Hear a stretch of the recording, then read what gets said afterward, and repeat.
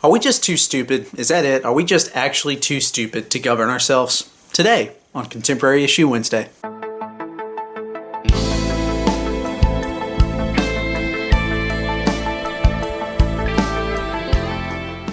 Alright guys, welcome back into the program. A few weeks ago I did an episode on central banks, and one of the main criticisms of central banks is that their leaders, the leaders of these institutions, are not directly accountable to the electorate.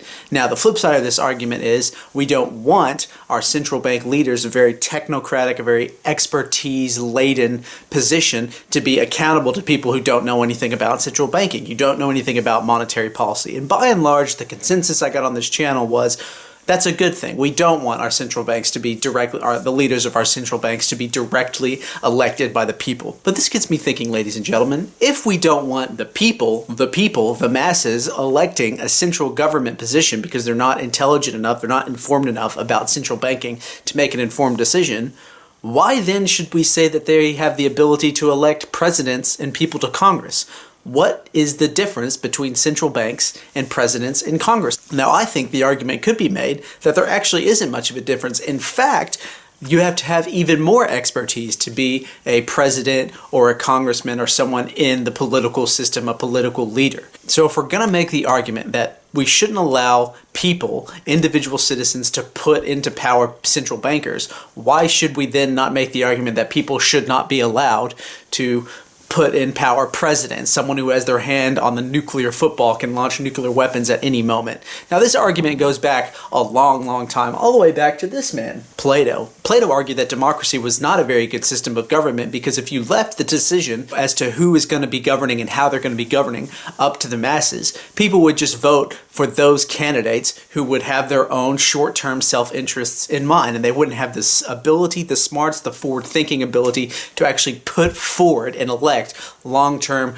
solid candidates. And so that's why Plato said, stuff that, we want philosopher kings. We want people who are completely disengaged from wealth, who have no material possessions, who live in barracks, who have been trained up from a young age in wisdom, in philosophy, in the arts, in athletics, and they will rule the system, and it will not be a democracy. And so are there any remnants of this system today?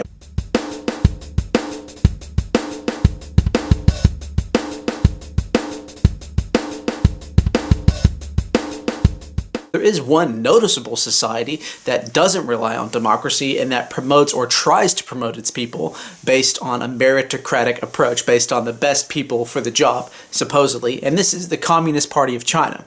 Now, the Communist Party of China really does not want democracy, does not like democracy, does not want democracy introduced into the Chinese political system because they want a single party, a singular control of the state. And their argument is they can train up government leaders within their own party schools who are technocratic, who have the expertise, who can be trusted to govern and lead the country. And that's supposedly what the Chinese system is. Now, this is not to mention the fact that corruption is rife within the Communist Party system, and it's not. That's how it is on paper, abstracted. It's supposed to be a meritocratic system, but in reality, it's definitely not. It's political favors, it's corruption. But I would argue the Communist Party of China is much closer to what Plato was advocating, this system based on meritocratic advancement, governing officials being trained and put into power because of their capabilities, not because of their popularity. And so this is a really interesting question, I find. I mean, can we really trust individuals in Western societies, in the vast complex society that is America or the European Union or any first world country or any country in general? I mean, we talk about central banks and people not being able to understand monetary policy, but do we really think that people understand benefits or cons of universal health care?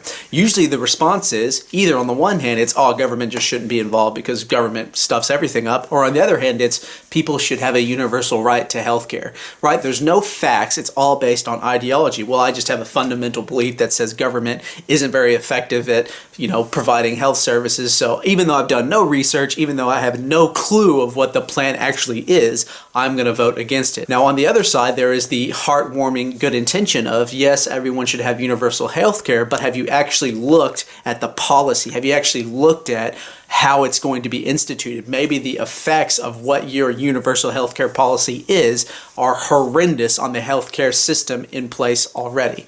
And so again, my argument is that people are not informed. Let's take foreign policy, for instance. What was one of the most controversial topics in recent memory for, let's say, American foreign policy? It was whether President Barack Obama should have played a bigger role, should have committed American forces into the Syrian civil war. Now, if you ask the regular person on the street, either you're going to get the argument of, oh, it's a right cause, it's a just cause, we ought to protect these people, we ought to go in and support freedom and democracy, or you're going to get the other side that says, not our people, not our war, we shouldn't care about it. But how many people really actually understand the consequences of warfare, what it costs to actually engage into it, what the long-term effects are? How many people understand the realities on the ground in Syria, the different groups, the different religious and political and sectarian groups? How many people understand the ramifications of intervening or not intervening for the region? How many people understand the ramification for our different allies in the region, our Gulf allies, our European allies, Turkey in the middle somewhere, the Kurds elsewhere? I mean, I just have this feeling, this dropping pit feeling in my stomach. People don't actually sit down and think about their policy decisions. And I've just mentioned just two examples of major issues, controversial issues, and there's thousands of them, but yet we trust that people are well set, are intelligent enough to make good political decisions. And so again, let me bring you back to the very beginning of this episode. We said, and the consensus was, that central bankers should not be tied to the electorate because we don't want our central bankers to be tethered to self-interested interest groups. Yet how is that any different than tethering the President of the United States or the Chancellor of Germany or, parliamentarians in Britain to self-interested small interest? I don't see much of a difference. In fact, the effects that the president can have or the Chancellor of Germany can have on the economy, society, and security and the political nature of their system is much more far-reaching than what central banks can have. So why don't we trust the people to put in power central bankers, and yet we do trust them to put in power presidents? Sorry for the cynicism, ladies and gentlemen. My goal in this episode was to point out the discrepancy between, well, we don't vote for central bankers because we don't want the people to be in charge of voting for central bankers, and yet we'll let the people be in charge of someone who has control of nuclear weapons. Where's the difference? Who can spot the difference? How do we know that the people are competent enough to actually vote? Do you think the people are competent enough to actually vote and make good, well-informed, long-reaching decisions? I don't know. Is Plato right? Should we just leave it to a bunch of philosopher kings? Or can we trust the electorate? Should we, as Benjamin Franklin said, you can have your democratic Republican system of governance if you can keep it? Are we keeping it well? That's the question I ask you guys today. Are we keeping it well? Are our citizens well informed? Do you trust the democratic process in Western society? All right, guys, what do you think about this? I'm interested to hear your opinions. What do you think? Are people informed enough? Can we trust the masses to put in power the best, the most capable people as our leaders? Or on the flip side, do you think, oh man, recent history is telling us we don't know what we're up to. We don't know what we're voting for. We don't know why we're voting. We vote on blind ideological lines. I leave it over to you, ladies and gentlemen. Comment below, let me know, share the video, subscribe to the channel, and remember, as always, reality trumps ideology.